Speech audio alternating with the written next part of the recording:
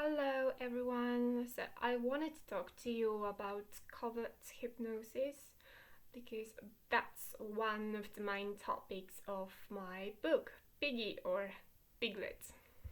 So, um, covert hypnosis for me is about internal and external. So it's about a language and images. It's about a language you use when you have a dialogue with yourself, and it's about a language you use when having a friendly chat with somebody else.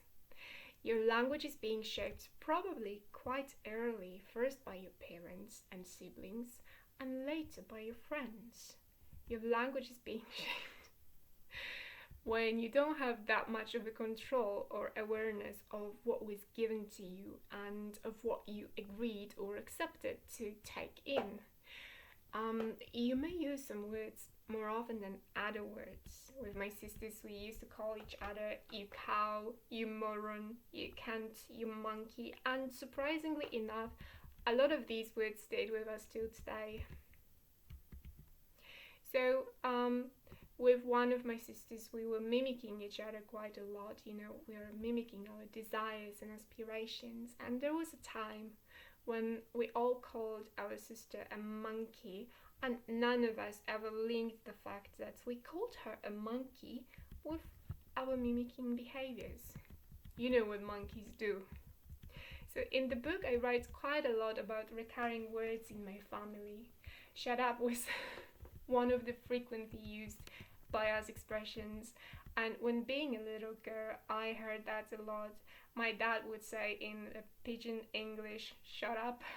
He would also say, children and fish have no voice. My sister would often tell me to shut my mouth, or to not to squawk. So even today my mom very often tells our cat to shut up when only it starts meowing. So finally my brother-in-law would tell me very directly, bite your tongue.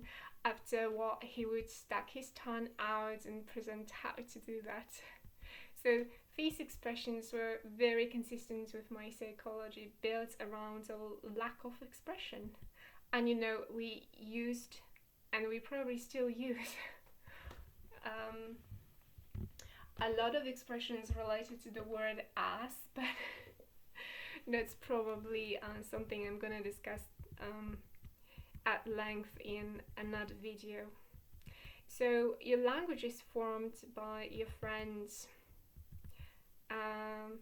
also by your friends, and I will never forget my colleague from work who would tell me about the possibility to get the money for insurance back in Holland. So I was happy to learn about it, and I didn't grasp it in the moment. That she repeated quite a few times. Otherwise, it's just the money walking away. And as a result of her repetition, that thought appeared in my mind, and then she says only otherwise, and she waits for me to finish the sentence for her, which sure thing I did. I finished the sentence for her. So I think that the sentence otherwise is just money walking away is built out of a very plastic language, as if the same very negative message is conveyed here twice by this literal image of money that is walking away, and by our abstract understanding of unnecessary loss. So in design, the more simplified the image is, the more spottable it is, and probably the more easy it is to remember. And I think the similar thing may work with the concrete language, with the very plastic language. So a year after the meeting with that girl who used in my presence a very plastic language, I was moving out to a new flat when a taxi driver drove me to the new flat with a lot of luggage, started to walk very quickly to his car with my money in his hand. So he didn't steal from me, but I had to speed up the walk and keep the door to his car open when waiting for the change. And I would say it was a situation in which someone tried to literally walk away with my money. So, well, I didn't do financially well most of my life, but I also see how the people around me and how the system itself try to sustain that belief in me in various ways. So, when playing with children in one of the language schools, we often played a game called Rubber, or actually Robber. And then one of the cards you could find hidden under the picture cards depicted money with wings. And here I would often say to my pupils, your money is flying away from you. Or some other card will depict a robber, and then we repeated that your money is being stolen. So there were actually quite a lot of games around money in that school. Now I'm more aware, and when I play with someone during a lesson, I use better games that don't build in any negative expectations around their finances. Because even at the bank, when I opened the account called the account for zero, I was told that was the name of the account, and this was what I looked at whenever I logged into my banking system.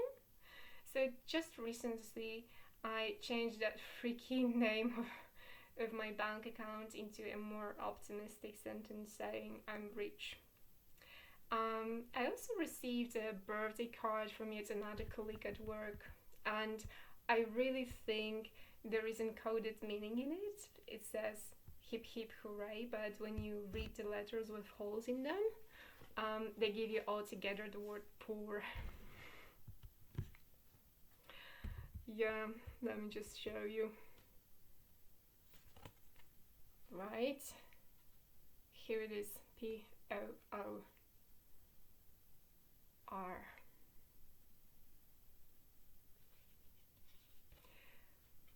And when you look at it inside, happy B-Day. I would prefer if the card would say directly happy birthday. No, okay.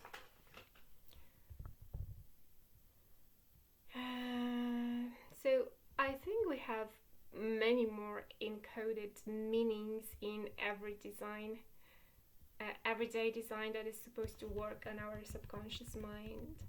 And it does work that way. So to leave you with a better example, regarding money, I thought about a new belief like, my money is coming right back to me, or my money is coming right back to my piggy bank, or right back to my account. I have a friend at school who repeatedly would say, "Oh, I'm so stupid." And for the entire period of 3 years of the high school, she would repeat that. And you would never suspect that it's actually directed at you when the sentence goes, I am so stupid, right? Yet it's about the frequent exposure to such words which aim to coin a new belief in you. So my exposure to that sentence lasted for at least 3 years. So if your friend is attractive and seems to be smart, then there is no logical explanation for how to repeat those words over and over. At work, I also had a colleague who would say, "I'm fucked up," or I heard a question, "Are you as fucked up as I am? That you like astrology?" And I think we rarely manage to grasp it in the moment.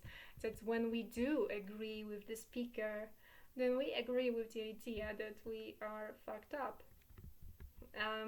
Edward Safir and Benjamin Lee Worth claim that language reflects our reality, and it does.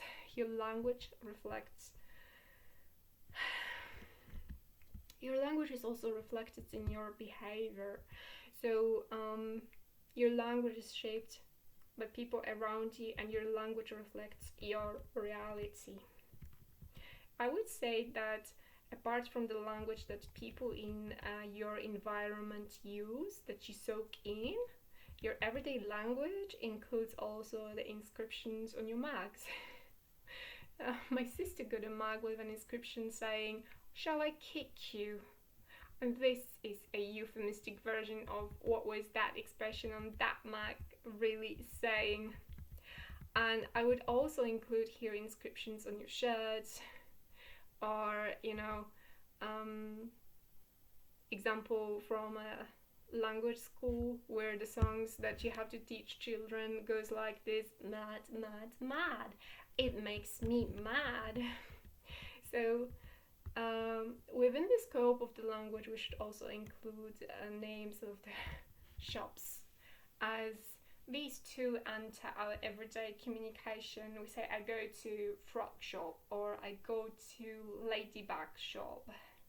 So language includes the names of the streets, like in Tarnów we have a street named Urszulańska, and I kind of know it accidentally, as one of my boyfriends lived in that street. Other than that, I walked most of the time the same streets in this town, and I did a lot of reminiscing.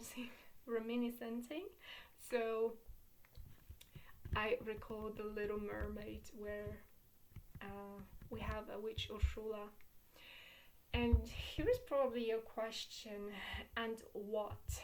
Well, it is a long story, and the answer to that is quite complex, but I mentioned The Little Mermaid because, as David Snyder says, what was the first has the strongest impact on you? Meaning, what was there first in your experience has the strongest impact on you. In it, tales you probably watched repeatedly where you were little also have the impact on you. I think my book is about that too. So it's about those very first 7 years of my life that kept repeating later on in my life. So once again, some of the aspects of covert hypnosis for me refer to language and images. Internal images that show up when you daydream or when you think, and external images, that is to say, anything that comes from the outside, from the environment. So it's about ads, commercials, billboards, video clips, films, tales, cartoons, and it even is about food packaging, as that too comes to us wrapped in some design where it all works on you subliminally, on your subconscious mind, where in fact the image can have the strongest impact on you. So when you think about films, tales, and video clips, you have a language with an image working together in a story. So we read all that at once. I mean, the language and the image come together in a package. And the same thing happens in life when having a conversation. You have an image of someone that moves their head and talks all at the same time. So you read that all together at once. You read the language and you read the movable image. Although a lot of specialists claim the image has a stronger impact on us than the language. So I will start presenting the concept of covert hypnosis with the example of songs and design found in everyday life. So I will start with a language and with a picture. And the reason why I do this is because I was asked, and what is the good thing you wrote in your book? And I didn't know what to say. So after writing and translating the book, I didn't remember, couldn't recall what was the good thing about my own book. Okay, so what I had to do was to sit down and learn the content of my book once again.